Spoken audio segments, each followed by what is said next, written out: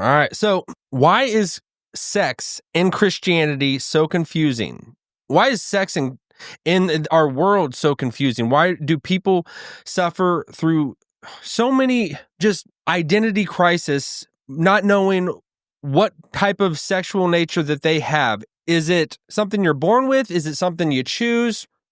We're going to try to tackle this morning.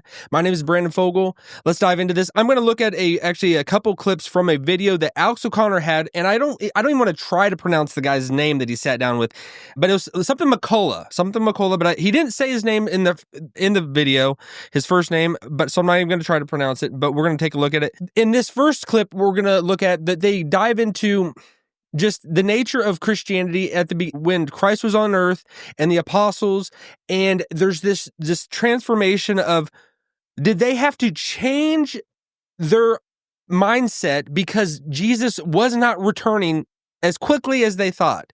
And was this just apocalyptic systems of thought that were happening and that were prevailing, and they had to just adjust?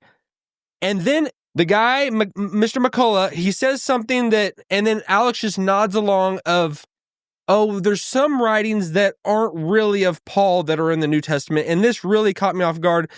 I didn't really catch me off guard, but it caught me like, why do people just assume this? All right, let's take a look at the clip first of all. Do you think that the original irrelevance of childbirth and procreation in the time of Paul might have had something to do with a sense of apocalypticism? In the early church, it's often thought by historians that, historically speaking, the people involved, Jesus himself and maybe Paul with him, believed that the world was about to end. They thought absolutely. It was oncoming, and that might explain why childbirth doesn't really show up as an important issue in the way that it would do in Judaism. You're absolutely right, and I think that that's also the case with Jesus, that the message in the Gospels, filtered through the later writers, is of an apocalyptic faith.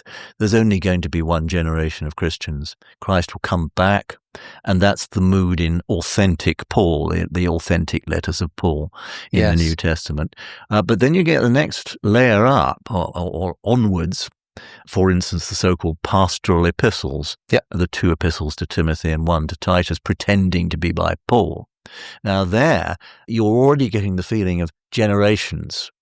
And there you get pseudo-Paul saying, one of the purposes of marriage is children. The main purpose of marriage is children, particularly for the woman. So straight away, once it became painfully clear that the end time was going to be postponed, you've got to think about history.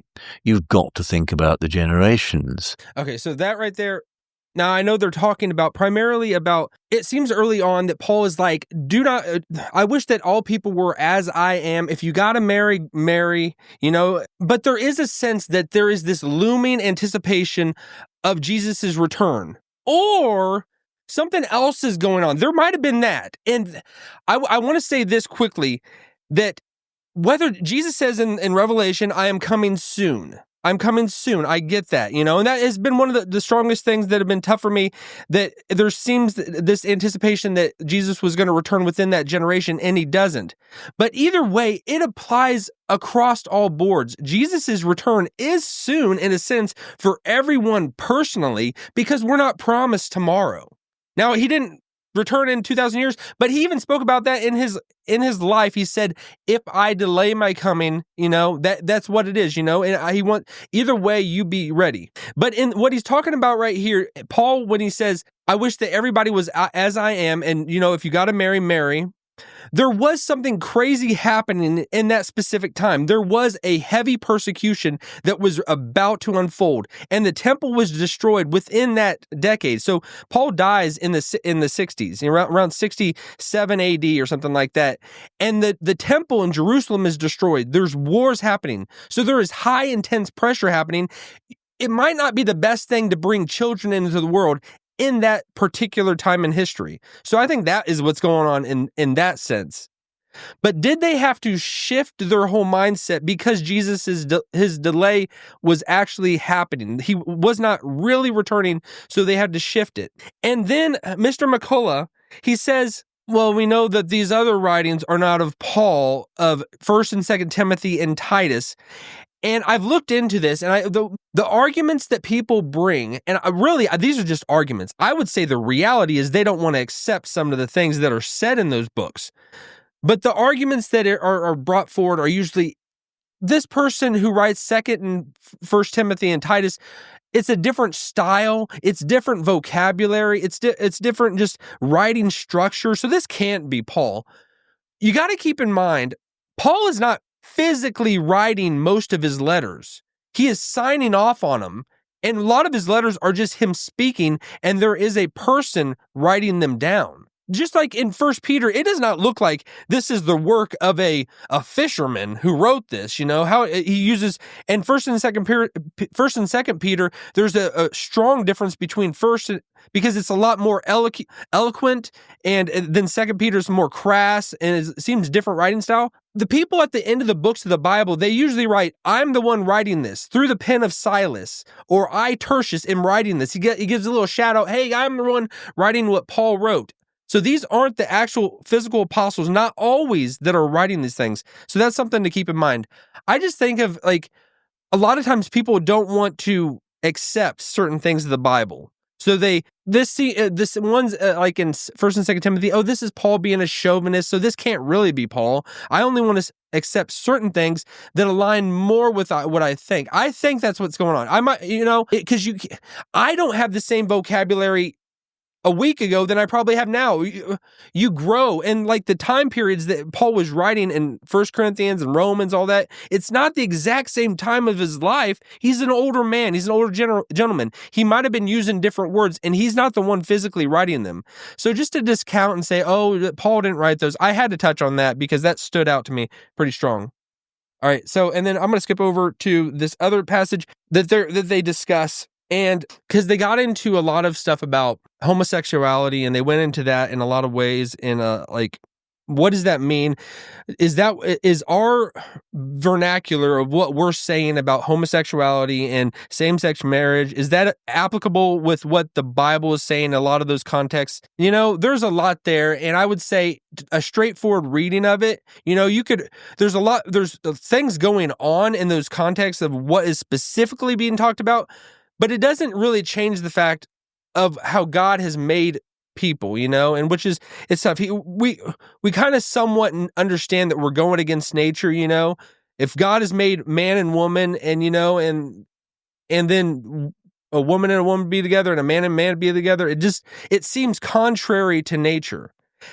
I would say that, and I'm going to be, because I want to be as open and honest with you as possible, and share my struggles, I have struggled with homosexuality myself, So, and there's a lot of Christians that have, not everybody just broadcasts it everywhere, but like, it's not that I would say that people out there, they're doing like, oh, they're so evil when they're doing that, because how could I ever say that, when I've struggled with the same things? Everybody has their issues. Everybody has their issues, and no one is better than anyone else. It's not to say, you could say certain sins are worse than others, like murder is worse than anger, but in God's eyes, when you've had anger towards someone, you've murdered them in your heart. But there is still a sense of it's worse if you actually carry it out. And I'm always just hesitant, because a lot of times I think how just the gap that is between us and God is it like there's not even a word besides the word infinite that describes it. So however much better you might think that you are compared to someone else, say you're not doing that, but you still got certain things, and just there might be minute differences between us on this playing field that we're on, but compared to us and God, it's like he is so much beyond us that it's not even close. And no matter if we think we're being good compared to someone else, on God's level, we are all in the same. It's microscopic, and that is even doing injustice to the word. It's so small when he looks at all of us, and we are all, I got to be careful of saying this, we are all his children in a sense. We are all, there's this, God made all of humanity, we are all in a sense his children, we won't fully be his his child and be able to spend eternity with him until we embrace Christ. But in a sense, we are all the offspring of God.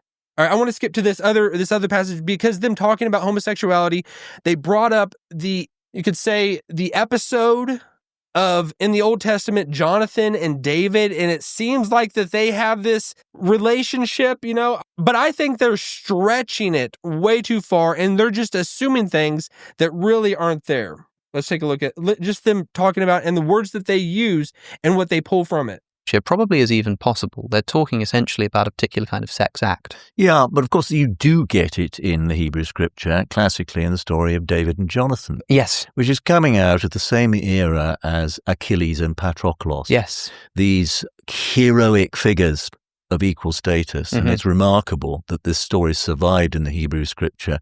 The passage has lots of linguistic peculiarities, which I think indicates that even then some commentators were embarrassed by it. And that goes into the Syriac version, the Peshitta, as well. And the climax of the particular Jonathan and David story is that they embrace each other and cry. And then, as the King James version puts it, David exceeded. What can this mean? Well, it's very obvious what it means. And you see ancient scriptural commentators wrestling with this. Yeah. And then Jerome, of course, has to deal with it, doesn't like sex. And he says, David wept the more.